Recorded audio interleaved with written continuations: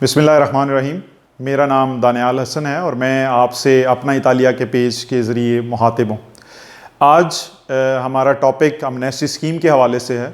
जो पहली वीडियो हमने अपना इतालिया के पेज पे लॉन्च की इस हवाले से, उसका एक पॉजिटिव रिस्पांस और पॉजिटिव जवाब आने के बाद हमने इसमें तफसील से एक वीडियो बनाने का फ़ैसला किया है। आप लोगों के सवालात का तफसील में जवाब देने का एक सिलसिला शुरू किया। इसमें जो हमें ज़्यादातर सवालात मौसूल हुए हैं कि ईज़े बनाने का तरीक़ाकार क्या है, स्पेशली जो दोस्त हमारे इंग्लैंड में हैं या इटली से बाहर हैं, जिनकी इटली में रहती तो नहीं है, जिनके अकाउंट्स ऑलरेडी बंद हो चुके हैं, जिनका रेजिडेंसा नहीं है या जिनका आखिरी रेजिडेंसा किसी जगह पे था, वो अपने मुश्किलात या अपने जो उनके जो बकाया जात रह गए हैं उन्हें कैसे वो क्लियर कर सकते हैं।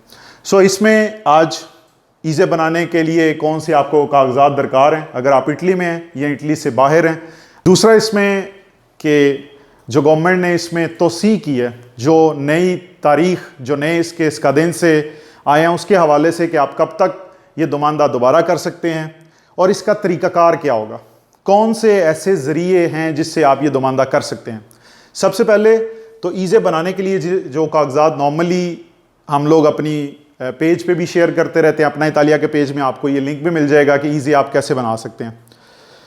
ईज़े बनाने के लिए सबसे पहले आपका पिछले साल का खुद होना चाहिए। अगर आपने पिछले साल काम नहीं किया तो इसमें परेशान होने वाली बात नहीं, आप उन्हें बता सकते हैं और अपना 00 खुद बता के आप जनाब अपने ईज़े बना सकते हैं। उसके बाद इसकी आखिरी तारीख हमारे पास 31 जुलाई तक है, जो इस दफ़ा गवर्नमेंट ने इसमें तोसी की है। तीसरा इसमें मैं आपको एक्सप्लेन करूँगा कि इसमें कि कौन से 3 तरीके हैं, बेसिकली अमनेस्टी स्कीम के कौन से 3 हिस्से हैं, जिसका पहला हिस्सा रातेइज़ाज़ियोने है।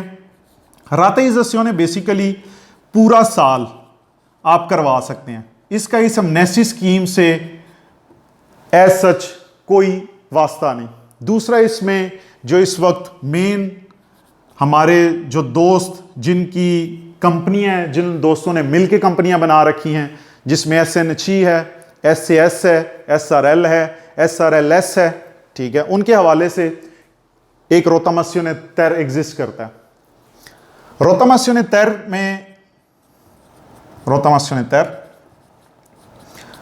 इसका भी जो दुमानदा करने की लास्ट तारीख है वो 31 जुलाई ही है।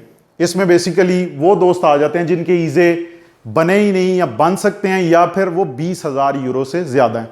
इसमें तीसरे वो दोस्त आ जाते हैं जिनकी दीता इंडिविजुअल है, यानी कि सोल कंपनी थे, वो एज या तो प्रोफेशनल काम कर रहे थे या एज मुरतुरे काम कर रहे थे। मतलब दीता इंडिविजुअल से आप मतलब उर्फ़ आम में हमारे सारे ही दोस्त इससे वाकिफ़ हैं, जिनका सेल्फ परतीता ईवा होता है, जो उसके वाहिद अकेले मालिक होते हैं। उनके हवाले से इसमें साल्दो स्ट्राल्चो आ जाती है। सो साल्दो स्ट्राल्चो बेसिकली हमारा वो हिस्सा है जिसमें आप हमारे सारे ही दोस्त 16% के हवाले से जानना चाह रहे हैं।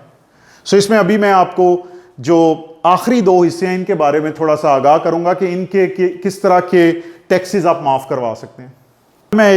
हमें जो ज़्यादा एक सवाल मौसूल हुआ है आप दोस्तों से कि क्या बसेस के जुर्माने इन 2 जो हिस्से हैं इनमें शामिल होंगे।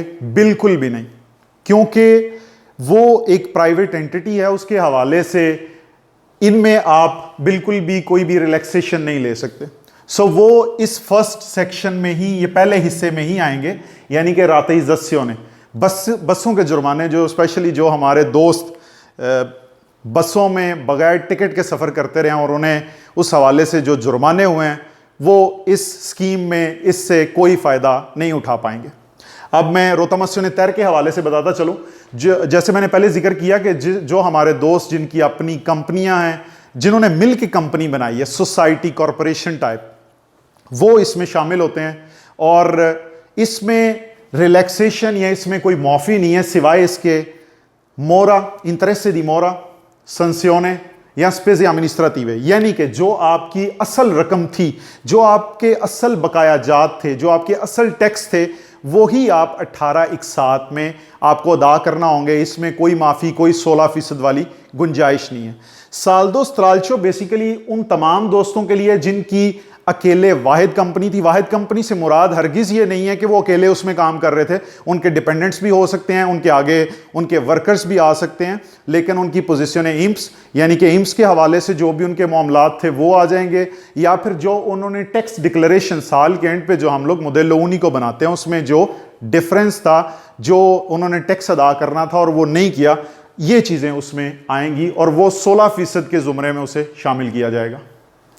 अब इसमें मैं वाज़े करता चलूँ कि ये दुमानदा आप कैसे कर सकते हैं। क्या आपने रिस्क क्वेश्चन के ऑफिस के सामने लाइनें लगानी है, या आपके पास और भी तरीक़ाकार है? अगर आप मुल्क से बाहर हैं तो आप ये कैसे दरख्वास्त जमा करवा सकते हैं? इसमें जो मेन जो तरीक़ाकार है वो आप अपने किसी भी दोस्त को देलेगा दे सकते हैं। अगर आपके पास इम्स की पिन है आप उससे भी ये दुमानदा कर सकते हैं। अगर आपके पास पोस्टे की स्पिड है जो आजकल नॉर्मली जो गवर्नमेंट ने नया एक आइडेंटिटी डिजिटाले मुतारिफ करवाया है उसके ज़रिए भी ये कर सकते हैं। सो इसमें जैसे मैंने पहले बताया ईज़े मेन चीज़ है इसमें आपकी, आपने ईज़े सबसे पहले आपको चाहिए ये दुमानदा करने से पहले। जैसे आपकी ईज़े तैयार हो जाएं उसके बाद आप अपनी पिन इस्तेमाल करके रिस्क क्वेश्चन के ऑफिस जाके या फिर अपनी स्पीड इस्तेमाल करके या किसी भी प्रोफेशनल के थ्रू, कमर्शलिस्ता हो गया, पत्रोनातो और कुछ काफ भी इस हवाले से अपनी सर्विसेज प्रोवाइड कर रहे हैं, उनके ज़रिए आप ये अपनी दरख्वास्त जमा करवा। अच्छा, इसमें गवर्नमेंट आप जो बकाया उसमें पैसे बचेंगे उसे 16 एक साथ में तकसीम करके बाद में उस पर अपने इंटरेस्ट भी ऐड कर देंगे। दूसरा, साल दो सरालचों में सिर्फ और सिर्फ आपकी 5 ही एक साथ हो सकेंगी, जिसमें पहली किस्त आपने 35% जो कि इसी साल नवंबर 30 तक आपने जमा करवानी है। उसके बाद उसके नेक्स्ट आप 4 एक साथ आपने जमा करवानी है जो 20%, 15%, फिर 15% और जो बकाया बचेगा ये आपने जमा करवाना है। जी शुक्रिया इस वीडियो को देखने का और उन तमाम सवालात का जो आपने पहली वीडियो देखने के बाद किए, और अपना इतालिया के पेज को मज़ीद आगे स्प्रेड करें ताकि मज़ीद दोस्त इससे इस्तेफ़ादा हो सकें। बहुत शुक्रिया।